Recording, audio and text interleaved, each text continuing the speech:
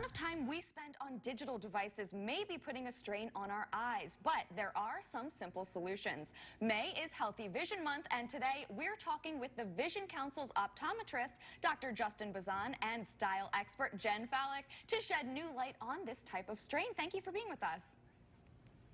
Thanks for having us today. So first of all, Dr. Bazan, what is digital eye strain, and what are some of the symptoms we might experience with that?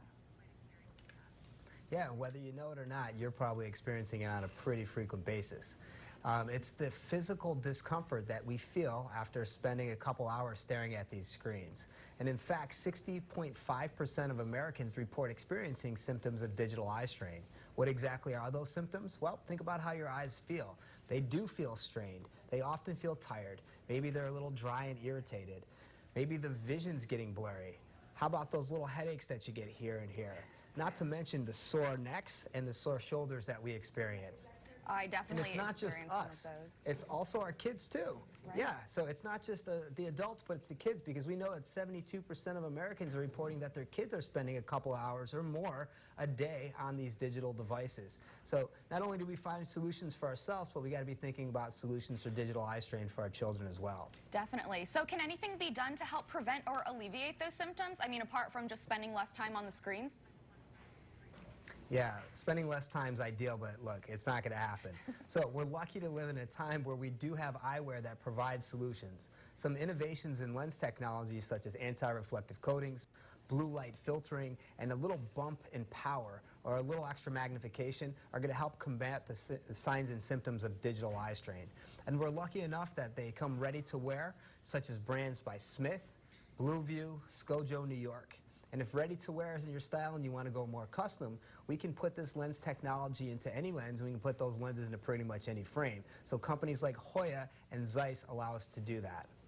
That's fantastic. So Jen, of course, we want to be stylish when it comes to our eyewear, and I'm seeing some really trendy looks behind you. What is trending right now? Yeah, you know, with eyewear, I feel that anything goes. I think it's just finding a pair that reflects your personal style. But a lot of trends that we're seeing right now, pastel colors are big. Tortoiseshell is back in a really big way, but with some added fun elements, whether it's different colors weaved in or a bedazzled temple bar, something to make it unique.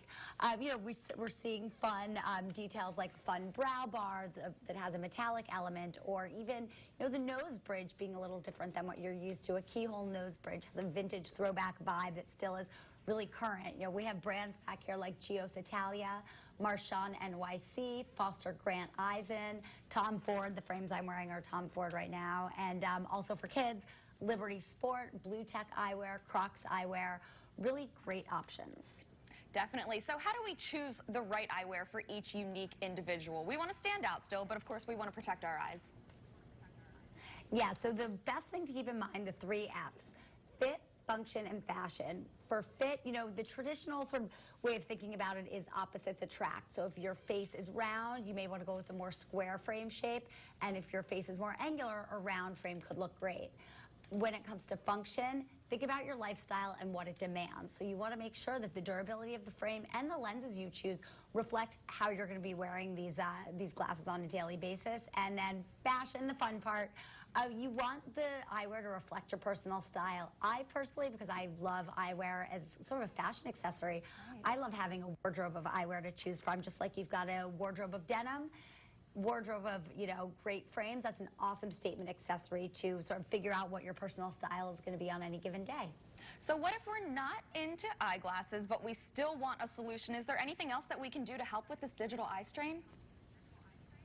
Yeah, if glasses aren't your thing, you can think contact lenses. And in fact, Cooper Vision has developed the Biofinity Energys, which is a contact lens that helps with digital eye strain by keeping our eyes comfortable and clear and in focus as we shift gaze from our devices to the real world and back. And also helps keep them moist, because we know our eyes dry out more as we're on these digital devices. Sure. So we want to make sure that we also keep a couple quick, simple tips in mind. One is we got to start taking more frequent breaks. Sometimes we get carried away and it's hours on end before we get our break in. We also want to make sure keeping our screen further back, about arm's length, is good. We could also bump up our file a little bit, and then we want to make sure that we're taking the glare off the screen by dimming some of the overhead lights.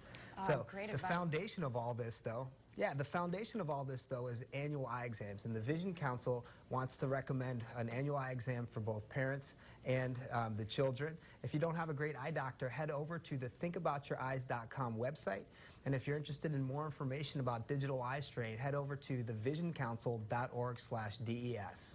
Wonderful. Well, thank you both so much for chatting with us. Thank you. Have a great day. Some good advice for something that I deal with Right? every day.